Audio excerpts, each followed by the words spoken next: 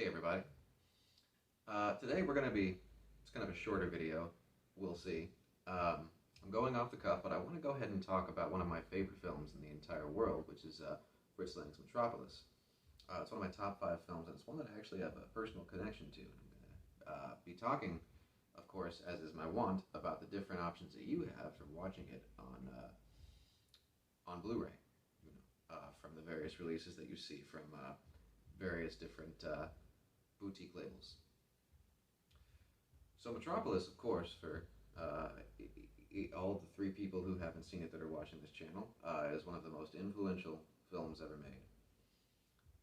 On the strength of its production design, on the strength of of the breadth of its science fiction impulses. There's archetypal imagery that you'll see reoccur all throughout film history.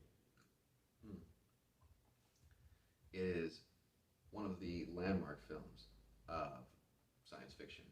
Probably the first major work in the genre outside of George Méliès's First Man in the Moon and some of the, more primitive works in the earlier silent era. So we're talking about a film, of course, whose imagery has been repeated in films like Blade Runner, Mad Max Fury Road, in Star Wars. The list just goes on and on and on. And for me, my personal connection to the film is twofold. There's a reason why it's one of my favorite films in the world. For me, I studied it numerous times in my film classes and things like that, and ironically enough, I was studying it right around the time that the restoration attempt was just being finished, which was back in like 2010. It was one of my favorite films to go back to and to write about, and then later on, about, I guess 2 years ago now, I ended up briefly dating a woman who went to film school in Buenos Aires, and she actually ended up being taught by the man who spearheaded the restoration attempt, so it was really fun to be able to talk about that kind of stuff with her, and what he would bring to class to show the students in the middle of, them putting together this giant project here. So, without further rambling, let's go ahead and get into it. So we have here 3 releases. Now, of course, there's been many different releases of Metropolis, but these are the 3 primary ones that kind of collate all of the advances and things like that we've come to since in the field of restoration for film archivism, film archivist. What's the plural on that? Anyway, I'm leaving out, of course, the more minor releases by, smaller, unrestored labels because, the film did briefly enter into public domain, so you can find, of course, cheap DVD copies of it pretty much everywhere. And I'm also going to be leaving out the singular release that Kino Lorber did of Giorgio Moroder's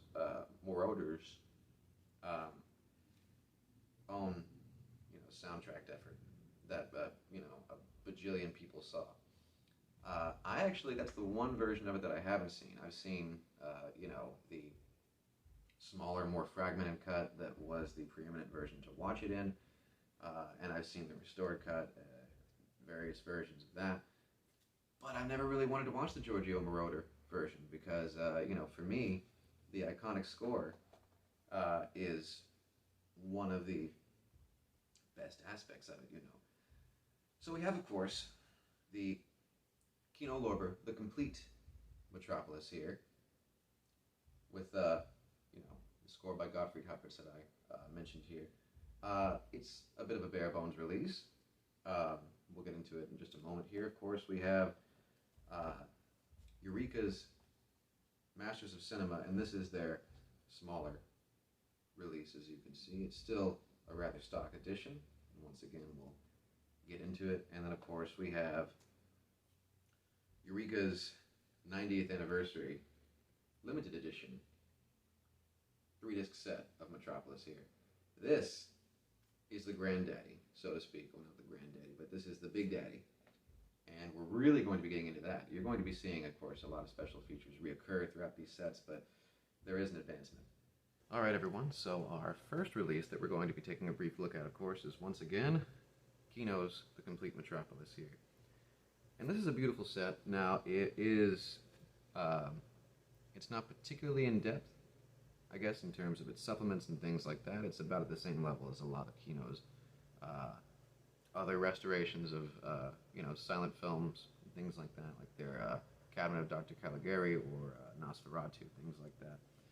It's a very nice looking set, fantastic looking slipcase here, and I love how, with their sets, even though they are relatively in, comparison to other boutique labels, they're they're relatively bare bones. They still feel rather hefty, substantial because of the slipcases here. Inside, of course, you have this beautiful artwork.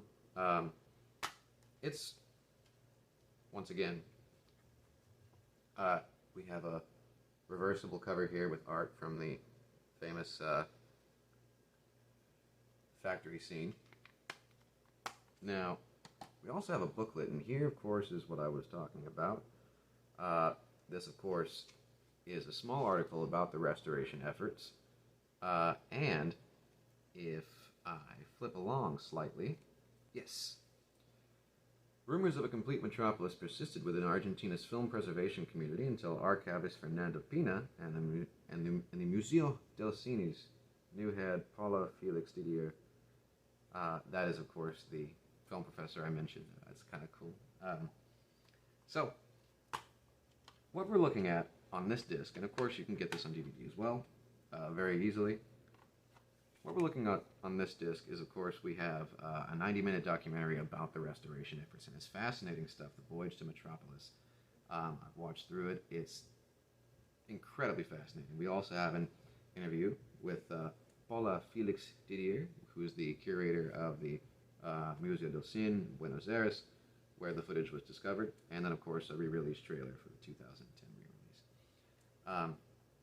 Once again, this is the easiest to obtain version of Metropolis, and it's also, luckily, though it is bare bones and doesn't contain any kind of multiple versions and things like that, it is, with the 2010 restoration attempt, the fullest version of the film that you can see. There's still places where certain scenes that were lost or are filled in by title cards and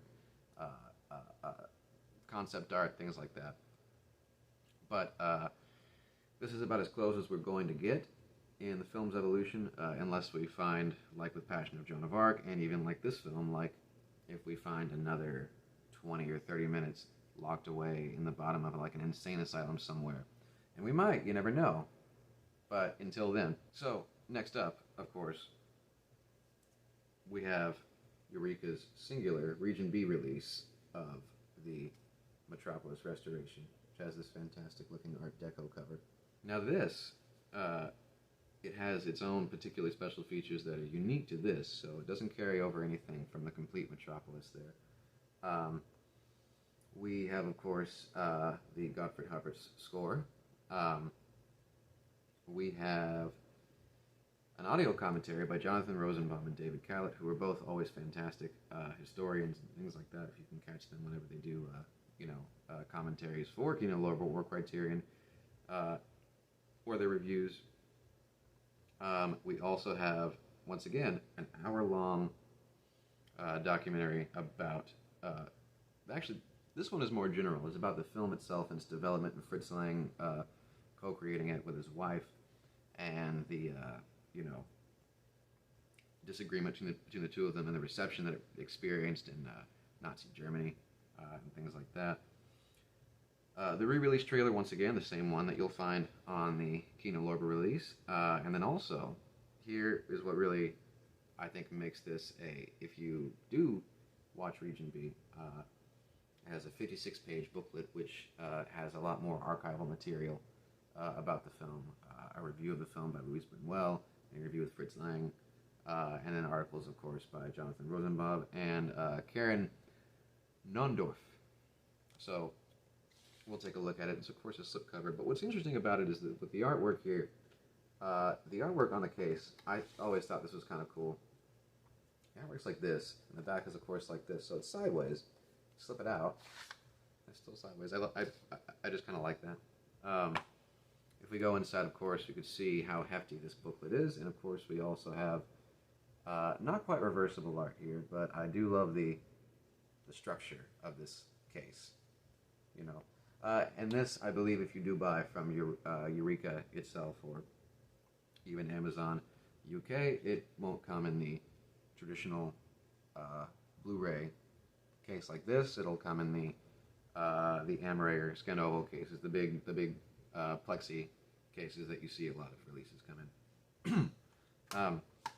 Kind of go through this here. I love the artwork on this set here. This is really, it's inspired by the advertising materials and things like that that were used, you know, during the film's primary run. And of course, it's filled with fantastic artwork, snapshots, and you know, the famous poster, as it were.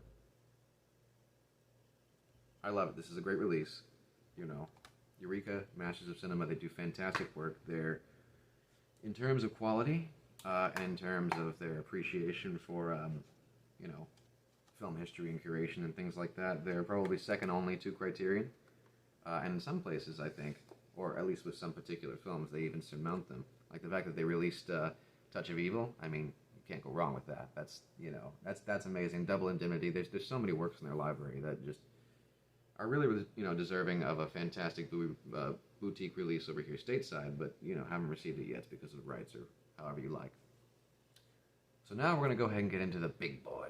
Eureka's 90th anniversary 3-disc set of Metropolis here is the best version of the film that you can find anywhere.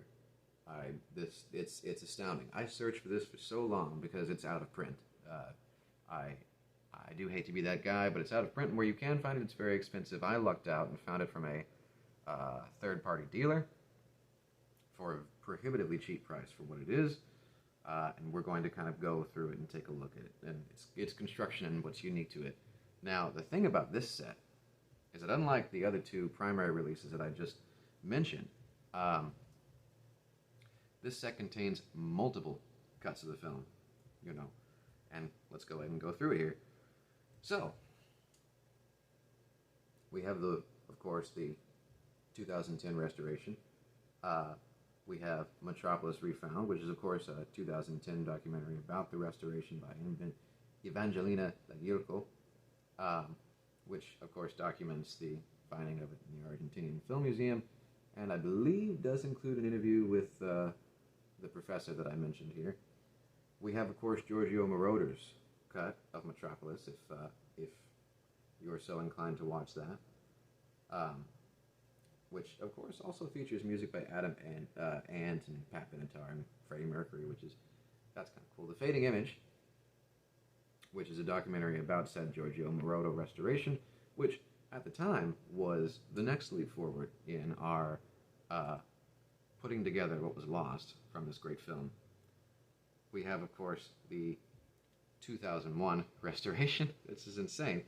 I misspoke. The 2010 restoration was preceded by the 2001 restoration, which was preceded by the Giorgio Moroder restoration. See, it's just it's a matter of collating new material and things like that, and, you know, placing it within its proper context within the film itself. And there's still room to go, you know. We have, of course, two versions of the Gottfried Huppert score by two different composers. We have the Symphony Orchestra recording in 5.1, and we have Bernd Heller's arrangement of the Gottfried Huppert score for the 2001 restoration. We have audio commentary, which is carried over from the single disc release by David Callett and Jonathan Rosenbaum. We have another commentary on the 2001 version by Ino Paralas. My apologies. We have the documentary that you'll find on this disc, Eureka Metropolis, which is about the film, 2010 re-release trailer, and here is the fun part. This has a giant book, you know, of the kind that you'll see in the best Criterion releases or Arrow releases or however you like, which features archival interviews with Fritz Lang, a 1927 interview with Louis Buñuel, articles all the stuff from the book that's in the single disc release here, but also writing by Otto Hahn, Gunther Ruttau, Anne Wilcombe, Bridget Helm, and Ruth Arnim. So, like I said, this is about the best version of this film that you could ever get if you can find it, and if you are a fan of this film, I would definitely advocate snatching it up as quick as you can, and if you can, as cheaply as you can too, because this can really, if you're not careful, it goes for hundreds and hundreds of dollars. So, let's take a look inside. We'll get to the book in just a moment here, but the interior, shaped like this here, which this cover kind of reminds me of that Alfred Hitchcock set that came out a few years ago, the Ultimate Collection, or number 15 of the ones they've released for his big studio work. Now, there is no booklet inside, but of course you have the same art that you'll find in the single disc release as well. And there are 3 discs here, different colors and things like that. That's our case itself. Let's take a look at the book. Now, once again, you're going to be seeing a lot of material reoccur throughout this set and throughout the other sets too. But the structure of the set is different, or of the book is different here. Different artwork, different layout, and some of the same articles. And some of the pieces are a bit smaller. Like this one here is only a single page by Bridget Helm, which was published in 1927. There's so much to get into here. It's filled with concept art. It is filled with, as you see here, this is fantastic stuff. I love it. I love it so much, and I love that I was able to find it for the price that I found it. So those are we'll call them essential releases of Metropolis. Now, let's talk a bit about Metropolis, the film itself, and what it is. Like with a lot of films, particularly ones that are influential, and particularly within, films that are influential, films that are a bit more,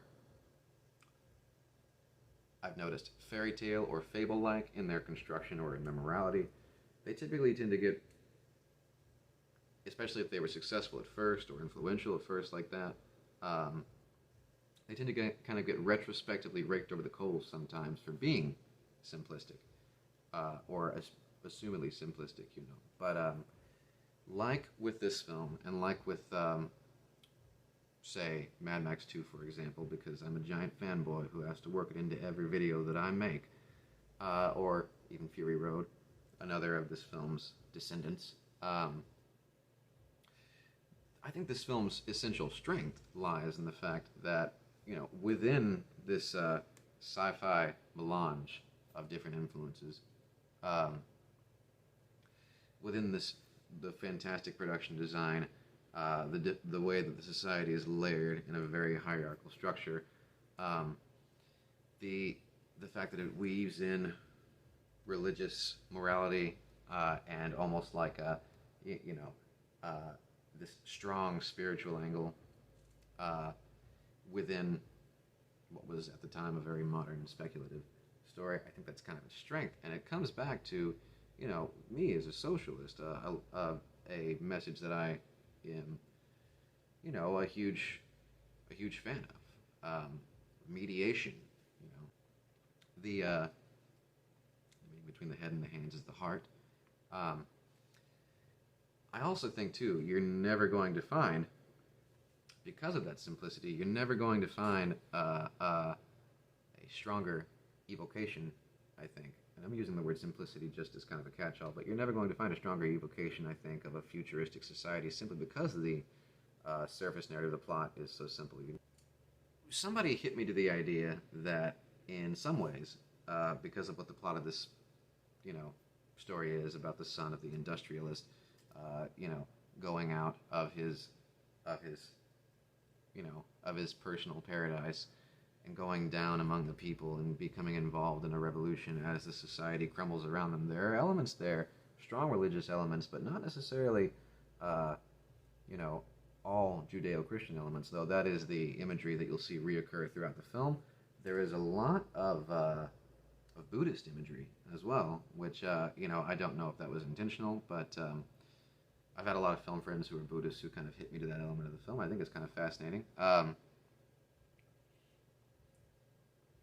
would say, too, that this film, being directed by Fritz Lang, you know, one of the great experimentalists of narrative cinema, I think, in the later 1920s and the early 1930s, of course, with this, and then M, with sound design and the ways to use sound with this.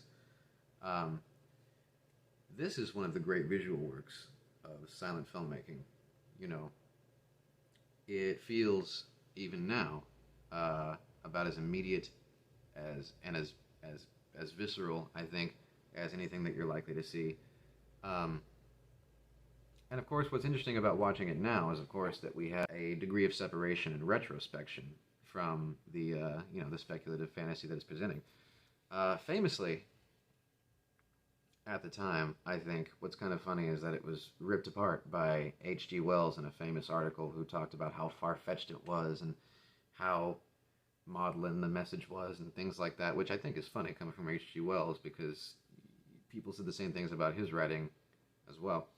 But the thing about it is, Fritz Lang wasn't really working on what I guess would be the progenitor of like hard science fiction. He wasn't working on that wavelength. He was trying to tell a very concise and a very sincere fable, which he came to some degree to regret later on in life as one of the failings of the film. I don't agree, and I don't think very many critics agree either.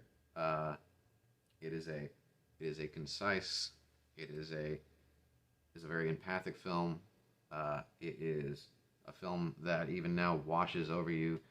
The Tower of Babel sequence alone is one that I've pored over so many times. Just the strength of this film in its visuals is a human geometry, I think, in a lot of the shots and a lot of the ways that you see just these masses of people in these different shapes and things like that, you know. Moving masses of humanity at first, you know, of course, when we see the workers going into their factory, just kind of, you know, drudgery, and just these shapes being crammed into smaller shapes, confined, and things like that. And Fritz Lang was a genius at that, you know. And then, of course, using that as a visual metaphor for the way society functions in this metaphorical, in this allegorical framework, the structure that he's worked out. And of course, the the scenes at the end when the society, when this future society, this utopia, comes crashing down in ways that are astounding and apocalyptic. It's completely. It's one of the most astounding, especially for 1927. But it's, you know, and afterwards as well. It's one of the most astounding things that you can watch. There's so much to go into here with this film that it's impossible to cover in just one video, especially one as brief as this for me. The visual composition, the editing, just the performances, which range and gives a great example of kind of the evolution of screen acting, which range from more traditional silent film acting into more introspective performances, like with the father and with the mad scientist character. You know, it's just, this is one of those films, and I might be in the minority thinking this, but you know, this is one of those films where you can feel all those things that were happening with the film art kind of just, and out of it comes this brilliant synergy. So, to summarize, briefly, watch this film as soon as you can, study it. I would say definitely search out for any of these three editions if you can. Oh my God. They're all incredibly worth it. I would say get all three of them, but you know, I'm a rampant consumerist in communist clothing. Thank you so much for joining me, everybody. If you like my content, please like and subscribe and share it, and you know, tell your church, write about it in your newsletter, write in your live journal about it if people still have those on your Tumblr. We will see you again next time. I have some things in the works, as I mentioned before, but I just wanted to go ahead and take a moment and talk about this unrehearsed and advocate that you go and buy them, because the work that you see in these sets with the restoration of this great film, of this important film, is one of the major works of film restoration and archivalism and film appreciation that's been done in the 20th and 21st centuries together. So watch it if you can. Thank you so much. Seacrest out.